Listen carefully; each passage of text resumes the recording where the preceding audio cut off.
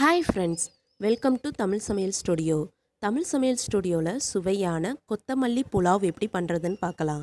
இது பண்ணுறதுக்கு ஒரு மிக்ஸி ஜாரில் நான் இப்போ ஒரு கைப்பிடி அளவு கொத்தமல்லி இலை எடுத்திருக்கேன். அதை சேர்த்துக்கலாம். இது கூடவே ஒரு பெரிய துண்டு இஞ்சி சேர்த்துக்கலாம். 3 பல் பூண்டு, காரத்துக்கு 4 பச்சை மிளகாய் சேர்த்துக்கலாம். சேர்த்துட்டு கொஞ்சமாக தண்ணீர் சேர்த்து இதை நல்லா நைஸாக அரைச்சி எடுத்துக்கலாம். பாருங்கள், இந்த மாதிரி நல்லா அரைச்சி எடுத்துக்கோங்க.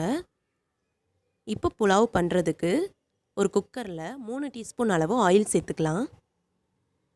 இது கூடவே 2 டீஸ்பூன் அளவு நெய் சேர்த்துக்கலாம். எண்ணெய் சூடான உடனே அரை டீஸ்பூன் சோம்பு சேர்த்துக்கலாம். சோம்பு லைட்டாக வதங்கின உடனே ஒரு சின்ன துண்டு பட்டை, 2 கிராம்பு, 3 ஏலக்காய், ஒரு பிரியாணி இலை, ஒரு நட்சத்திர சோம்பு எல்லாத்தையும் சேர்த்து நல்லா வதக்கிக்கலாம். இப்போ இதில் கொஞ்சமாக முந்திரி பருப்பு சேர்த்து அதையும் நல்லா வதக்கிக்கலாம்.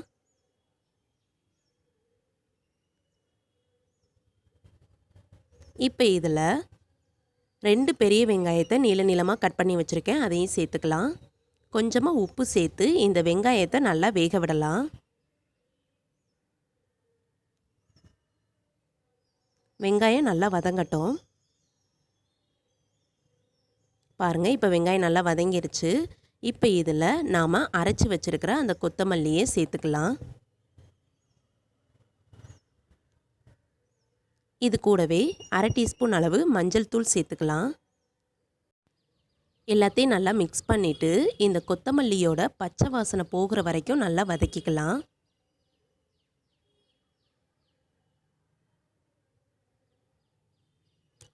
இப்போ பாருங்கள், நல்லா வெந்து வந்திருக்கு. இப்போ இதில் தண்ணீர் சேர்த்துக்கலாம். நான் இப்போ 2 கப் அரிசிக்கு 4 கப் அளவு தண்ணீர் சேர்த்துக்கிறேன். இந்த தண்ணீரை நல்லா கொதிக்க விடலாம். தண்ணீர் நல்லா இந்த மாதிரி கொதித்து வந்த உடனே இதில் அரிசி சேர்த்துக்கலாம். நான் அரிசியை 15 மினிட்ஸ் முன்னாடியே நல்லா ஊற விட்டு வச்சுருக்கேன். தேவையான அளவு உப்பு சேர்த்துக்கலாம். இப்போ குக்கரை மூடி வச்சு 2 விசில் வரைக்கும் நல்லா வேக விடலாம். 2 விசிலுக்கு அப்புறமா பாருங்கள், புலாவ் அருமையாக தயாராகிருச்சு. அவ்வளோதான், சுவையான கொத்தமல்லி புலாவ் தயாராகிருச்சு. ரொம்பவும் டேஸ்ட்டாக இருக்கும். கண்டிப்பாக நீங்களும் இதே மாதிரியே ட்ரை பண்ணி பாருங்கள்.